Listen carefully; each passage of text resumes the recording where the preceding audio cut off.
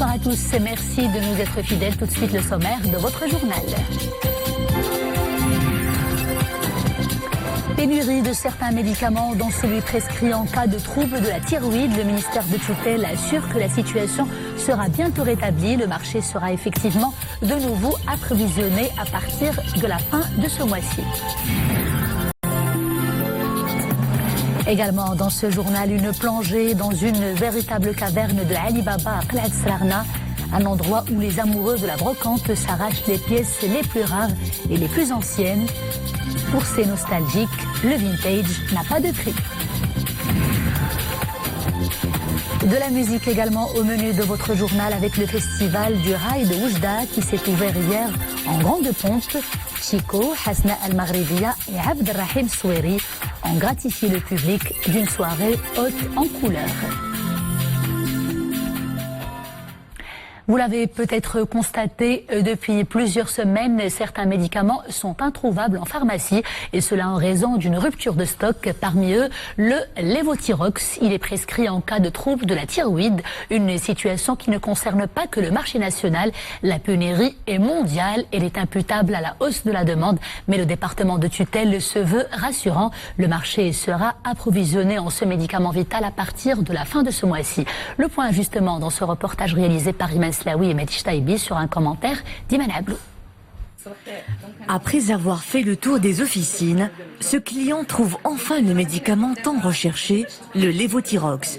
En rupture depuis plusieurs semaines, ce médicament prescrit pour soigner les troubles de la thyroïde est quasi introuvable dans la plupart des pharmacies.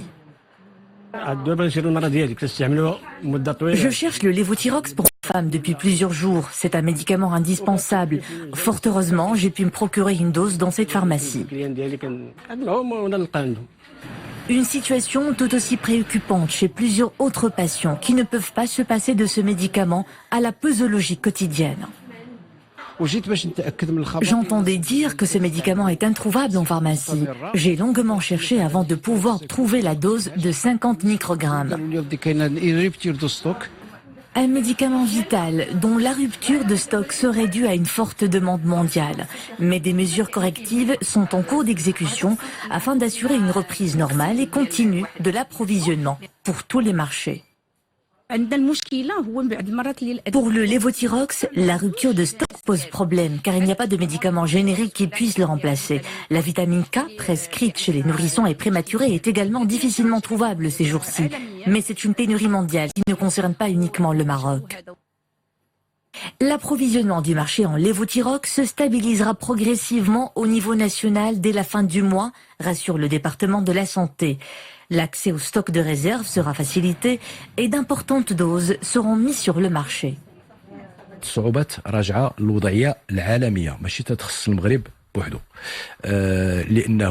Les difficultés liées à la rupture du stock sont imputées à une situation mondiale. Le marché est en pénurie à cause de la hausse de la demande. Mais la situation est en passe de revenir à la normale. Pas plus tard qu'hier, une importante quantité du Levothyrox a été réceptionnée, plus de 100 000 boîtes, des doses 25, 50 et 100 microgrammes. يعني علبة من هذا الدواء من الجرعات ديال 25 50 و100 ميكروغرام. Une matière vitale qui n'a aucune alternative thérapeutique. Le Levothyrox fait partie des médicaments soumis à un contrôle rigoureux pour en assurer la disponibilité. Rassurez-vous, la rupture n'est que momentanée. Dans quelques jours, le produit sera à nouveau disponible. Sans transition, signature d'une convention de partenariat entre l'Office national des aéroports et l'Agence nationale de promotion de l'emploi et des compétences. Objectif, renforcer les opportunités d'emploi dans le secteur de l'aviation civile ainsi que les métiers y afférents. Léla Asli, Sarah Katil pour le commentaire.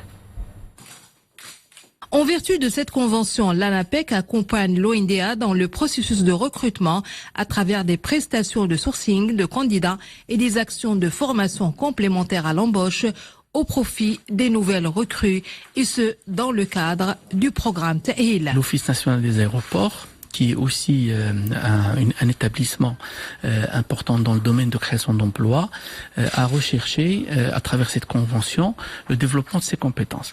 Mais également, on a recherché le fait de pouvoir profiter des compétences de l'ANAPEC pour pouvoir tout simplement avoir un support et un soutien dans le recrutement de profils spécifiques et pointus par rapport à notre industrie, et ensuite de leur apporter des possibilités de formation complémentaires par rapport à nos besoins. La particularité de la convention que nous signons aujourd'hui, c'est qu'elle est conclue avec un organisme, avec une entreprise publique leader, voire même unique dans notre pays en matière de gestion des aéroports.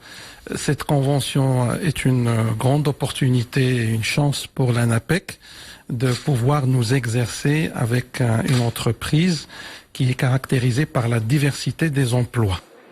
L'ANAPEC va donc accompagner l'Office national des aéroports dans l'opération de recrutement lancée cette année de 117 emplois, comprenant des profils pointus, techniciens de haut niveau spécialisés, ingénieurs et cadres. Ouvrons à présent la page Monde de ce journal avec d'abord la tension qui retombe au Soudan après la signature aujourd'hui d'un accord de paix entre l'armée et les contestataires. L'accord porte sur le partage du pouvoir. Il intervient après plusieurs mois de manifestations marquées par la destitution du président Omar Béchir et une répression brutale. 17 morts et des dizaines de blessés, bilan provisoire des inondations qui secouent le nord et le sud du pays. Selon les autorités, le bilan risque de s'alourdir à tout moment puisque des centaines de personnes manquent toujours à l'appel. Ces inondations en Chine ont dépassé les niveaux d'alerte donnés la semaine dernière par les autorités concernées. La Chambre basse du Congrès américain a adopté aujourd'hui une motion condamnant des propos jugés, je cite, racistes du président Donald Trump. Une accusation dont le président américain s'est immédiatement défendu. À l'approche de l'élection présidentielle de novembre 2020, la classe politique américaine semble plus que jamais divisée. Scène de joie et de fête à Kyoto, au Japon, à l'occasion du Giant Matsuri. Tous les quartiers traditionnels de la ville sont illuminés et décorés avec des lanternes et des bannières de fleurs. On chante, on danse et on se salue fraternellement. Cette tradition millénaire fut initialement instaurée pour lutter contre les catastrophes naturelles qui ravageaient la région. Sport, football, et c'est le moment de votre chronique quotidienne spéciale Cannes avec Boubkar Benrabret. Boubkar, bonsoir. Bonsoir Nisseline. Alors Boubkar, après-demain, vendredi, tous les yeux des férus du ballon rond seront braqués sur l'Égypte où se jouera cette belle finale entre deux équipes qui ont fait un sans faute pendant cette compétition continentale. Une 19e Coupe d'Afrique des Nations qui verra donc Algérie face au Sénégal, une finale inédite entre les deux équipes. Le parcours au cours de cette CAN est différent pour les Verts et les Lions de la Teranga. Nous allons y revenir d'ailleurs en détail. Nous allons y revenir, mais focus d'abord sur le premier finaliste, l'Algérie, une équipe algérienne qui impressionne, compacte, avec Delors, Slimani, Bounjah, Mahrez. Cette équipe algérienne qui va donc retrouver un adversaire quand même de taille, les Sénégalais, et qui vont chercher une première distinction, sachant et qui n'ont jamais gagné de CAN, Boubkar. Ils ont joué une finale, mais ils n'ont jamais gagné de Coupe d'Afrique. Alors, pour ce qui est de l'Algérie, tout d'abord, elle est restée sur la même dynamique en étant invaincue. 12 buts marqués, Nisserine, contre seulement 2 encaissés. Les protégés de Jabal Belmadi forment la deuxième meilleure défense de la CAN et l'une des attaques les plus prolifiques, nous le disions. Pièce maîtresse des Fennecs, Riyad Mahrez et Berdad Boujneh sont-ils dans la même forme que lors des précédents matchs? Le coach algérien compte énormément sur eux. Voilà ce qu'il dit d'ailleurs de Boujneh, auteur, rappelons-le, d'un penalty raté. On l'écoute. Il est à l'origine de quasiment tous nos buts. Il marque des buts, il a marqué des buts en qualification de Coupe d'Afrique. Il a été un des meilleurs buteurs du monde. Avec Messi et Ronaldo, bon, chacun sa zone, on va dire, de prédilection. Il est plutôt basé en Asie, mais c'est un buteur hors pair. Et il s'avère que c'est un travailleur aussi et qu'il est au service du collectif. C'est tout ce que je retiens. Pour moi, c'est un joueur énorme. Pénalty raté, pas raté, pas de souci pour moi. Effectivement, un joueur talentueux qui a beaucoup de rage Boubacar. Nous l'avons vu pendant ce match face à la Côte d'Ivoire. Il avait passé le reste du match sur les bancs à pleurer. Et ça veut dire que le football, ce n'est pas une question de ballon que l'on titille, mais également des histoires humaines extraordinaires. Boubacar. Effectivement, nous le disions depuis le début de la CAN, le football, c'est dans les pieds, mais c'est également dans le cœur et dans la tête. Donc il faut avoir également une condition physique pour tenir tous ces matchs de compétition depuis le début, des matchs avec une forte intensité. Donc là, nous allons parler du Sénégal. Nesrine qui retrouve la dernière marche du tournoi 17 ans après son unique finale perdue face au Cameroun à la CAN 2002 au Mali. Les Lions de la Teranga seront menés par l'international et joueur de Liverpool, Sadio Mané. Mais son élément de base en défense, Koulibaly, sera absent pour suspension. Mais rappelons que le Sénégal n'a encaissé qu'un seul but dans cette CAN. Il en a inscrit tout de même 8. Les Sénégalais qui vont compter sur Mané, mais qui joueront donc sans Koulibaly, vous le disiez, pour suspension, car il a reçu 2 cartons blanches pendant 3 matchs Boubacar. Et donc, le Sénégal, l'Algérie, ce sont 2 équipes qui sont arrivées à ce stade avec beaucoup de travail, après une CAN... Un parcours différent quand même, et nous allons justement nous y intéresser avec vous tout de suite. Alors, on va parler tout d'abord du Sénégal. Dans les phases de poule, le Sénégal a battu la Tanzanie 2-0. Il a été battu par l'Algérie justement 1-0 et puis il a pris le meilleur sur le Kenya 3-0. En 8e de finale, le Sénégal a battu l'Angola 1-0. En quart, il a pris le meilleur sur le Bénin 1-0 et au demi-finale, il a pris le meilleur sur la Tunisie 1-0. Pour ce qui est de l'Algérie, eh bien l'Algérie, nous le disions, le plus de buts marqués dans cette compétition. En phase de poule, pardon, elle a pris le meilleur sur le Kenya 2-0. Elle a pris le meilleur sur le Sénégal, nous le disions, 1-0. Elle a pris le meilleur sur la Tanzanie 3-0. En 8e de finale, l'Algérie a battu la Guinée 3-0. En quart, elle a battu au tir au but la Côte d'Ivoire 4 tirs au but à 3. Après que le match s'est terminé et après les prolongations, un but partout. Et puis en demi-finale, elle a eu le dernier mot sur le Nigeria 2-1. Un parcours différent Boubacar, mais il y a quand même des similitudes à signaler, notamment les pénaltys ratés. Donc une finale Algérie-Sénégal, les Sénégalais qui vont chercher un premier sacre et puis les Algériens qui vont chercher un deuxième sacre après celui de 1990 Boubacar. Il faut dire que difficile de faire un pronostic pour vendredi soir, sachant la valeur des 2 équipes. Un léger avantage pour les Algériens qui ont montré une régularité, nous le disions, depuis le début de la compétition. Ce qui est certain, c'est qu'on aura droit à du beau football, Boubacar. Le rappel justement, le match vendredi à quelle heure ? Alors le match vendredi, c'est à 19h, donc Algérie face au Sénégal. Autre affiche, Boubacar, on va dire l'avant-dernière de cette CAN, ce sera le match de classement qui se jouera d'ailleurs tout à l'heure, le Nigeria face à la Tunisie, pour sauver l'honneur, on va dire. Et pour une marche sur le podium, bien sûr, pour la 3e place. Donc ce soir, 20h, la Tunisie affronte le Nigeria. Pas de véritable enjeu dans ce duel, mais surtout l'envie de défendre l'honneur en terminant sur le podium, nous le disions. Les Aigles de Carthage ont terminé 3e une seule fois dans leur histoire, et c'était en 1962. Donc un match à suivre à 20h en moins d'1 heure. Et nous arrivons à notre rubrique... Pas encore, on va parler très rapidement du Nigeria, qui joue donc ce soir. Les Super Eagles ont quant à eux remporté les 6 petites finales, nous le disions, qu'ils ont disputées, dont celle d'ailleurs de 1978 face à la Tunisie. Les Aigles de Carthage perdirent le match sur tapis vert après avoir refusé de jouer à partir de la 42e minute en signe de protestation justement contre l'arbitrage. Et le match est fixé donc ce soir à 20h. Merci Boubacar pour le rappel. Et tout de suite, si je ne me trompe pas, voici venu le moment de notre rubrique jargon footballistique et on commence avec l'expression cirer le banc. Cirer le banc, rien à voir avec chauffer le banc. Chauffer le banc, c'est rester sur le banc de touche. Cirer le banc se dit d'un joueur qui ne monte pas souvent aider ses coéquipiers à l'avant sur un terrain. C'est peut-être également synonyme de faire banquette, n'est-ce pas ? Presque. D'accord, Boubacar, on passe à la deuxième, coup de scorpion, et il y a une histoire derrière. Coup du scorpion, il y a une histoire derrière, et vous allez voir l'illustration. Vous allez tout comprendre pour ceux qui ont vécu cette époque. Coup du scorpion, geste effectué en sautant et basculant de façon à se retrouver presque en position horizontale, en frappant alors le ballon avec les talons, rendu célèbre d'ailleurs par le gardien colombien René Higuita.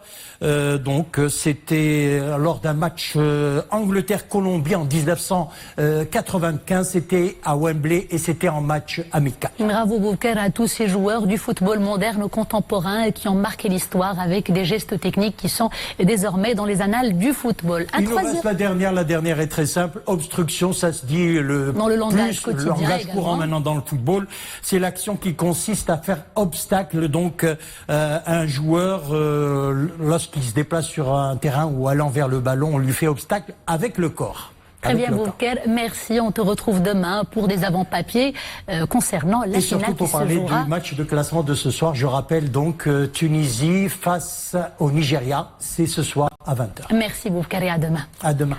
Cap sur Qla'at Srarna où la fièvre de la brocante bat son plein. Des chineurs passionnés des 4 coins du royaume s'y retrouvent pour dénicher la perle rare de l'infiniment petit à l'infiniment grand.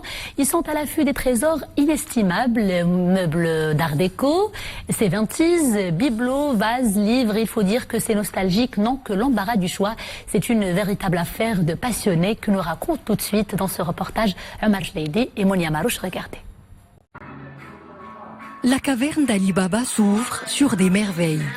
Elle nous plonge dans ces temps anciens où chaque objet raconte une histoire. Un véritable musée où parfois de simples outils retrouvent une seconde vie grâce à ces passionnés d'antiquité. Ces objets font partie du patrimoine arabo-musulman et nous rappellent notre enfance.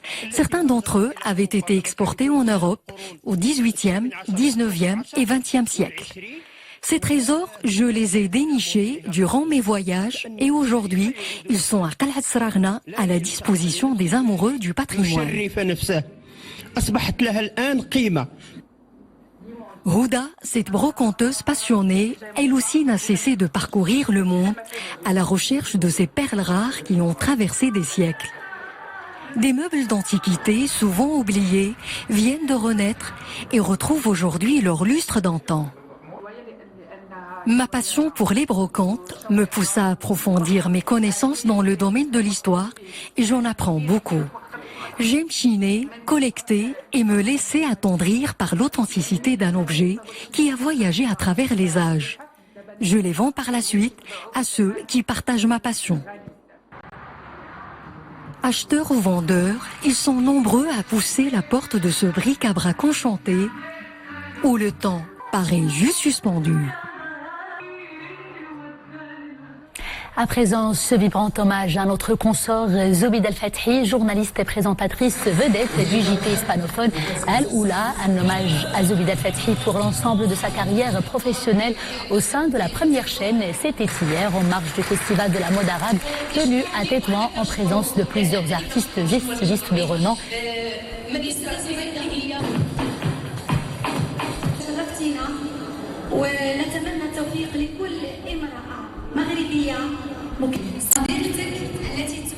Félicitations à notre consort Zobida El-Fathi pour cette brillante distinction. Le public oujdi emporté hier dans un beau voyage musical entre le Maghreb et l'Orient. C'était à l'ouverture du festival du Rail de Oujda, une ouverture en apothéose avec de grands artistes dont Chico, Hasna Al-Maghribiya et Abdrahim Soueri. L'assistance en a eu plein les yeux. Rachid Latabi et Mohamed Etchkar.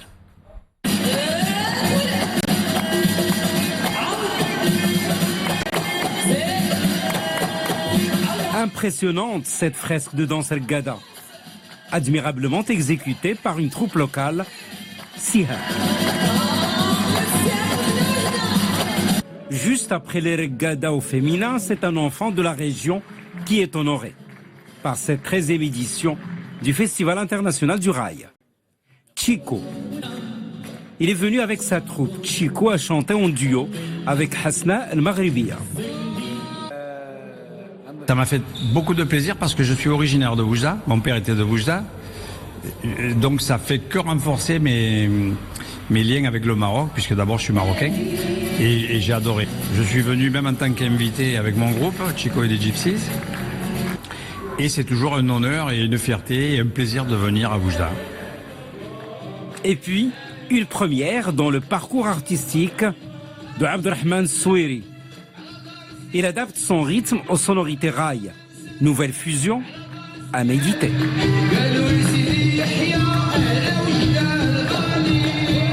أول مرة نديرها في التاريخ أني نغني الراي ما كنغنيش الراي ولكن كيعز عليا الراي والغنى ديالو صعيب. C'est la première fois que je chante du rail.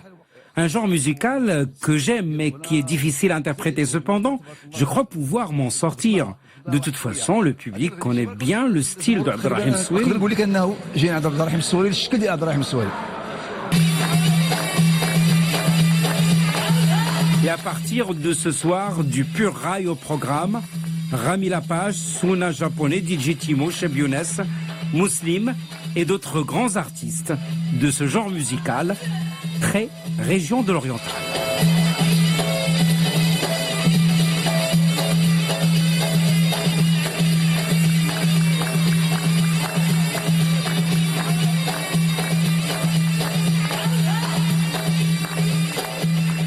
Et c'est la fin de ce journal. Merci de l'avoir suivi. À 21h, vous avez rendez-vous avec Nadia El Moudel pour Araïsia. Quant à moi, je vous dis à bientôt.